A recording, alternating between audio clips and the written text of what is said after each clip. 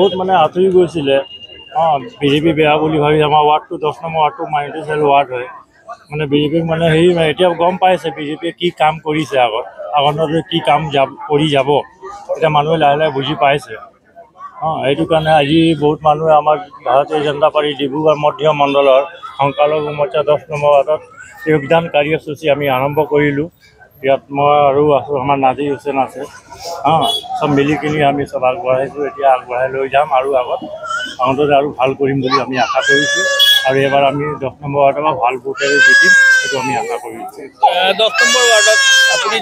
BJP যোগদান কৰাৰ পাছত বহুত লোকক আপুনি কনভিন্স কৰিলে, আজি ইয়াত যোগদান কৰালে, কিমান লোকে যোগদান কৰিলে? হয়, পোনপ্ৰথমে মই আমাৰ মিডিয়া সকলোকে মই ধন্যবাদ জ্ঞাপন কৰিছোঁ আমাৰ বিজেপি সংখ্যালঘু মাইনৰিটিৰ তৰফৰ পৰা যে ইমান ডাঙৰ আমি এখন কাৰ্য আমি কৰিবলৈ সক্ষম হৈছোঁ। ইয়াত আমাৰ লগত আমাৰ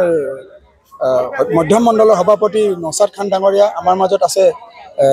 জুহেব আহমেদ ডাঙৰীয়া আমাৰ ভাইচ প্ৰেচিডেণ্ট, আৰু মই জেনেৰেল ছেক্ৰেটাৰী নাজিৰ হুছেইন। আমি এইখিনি বিষয়লৈ সকলোকে কৈছোঁ যে আমাৰ যিখিনি কাম কাৰ্যখিনি দিছে 10 নম্বৰ ৱাৰ্ডত একো নাছিলে, একো যে আঁচনি নাই পোৱা, হেৰি নাই পোৱা, আমি আজি এই গোটেইখিনিক আমাৰ ফালৰ পৰা মানে ভাৰতীয় জনতা পাৰ্টিৰ তৰফৰ ফালৰ পৰা আমি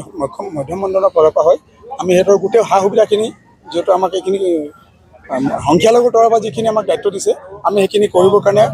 সক্ষম হৈছোঁ। আৰু যিখিনি সিহঁতি নাই পোৱা সিহঁতৰ কাৰণে আমি আগন্তুক টাইমত ইলেকশ্যনৰ পাছত যদি যিখিনি আঁচনিখিনি আহিব সেইখিনি তেখেতসকলৰ কাৰণে আমি ফুলফিল কৰিবৰ কাৰণে সিহঁতক দিবৰ কাৰণে আমি চেষ্টা কৰিম।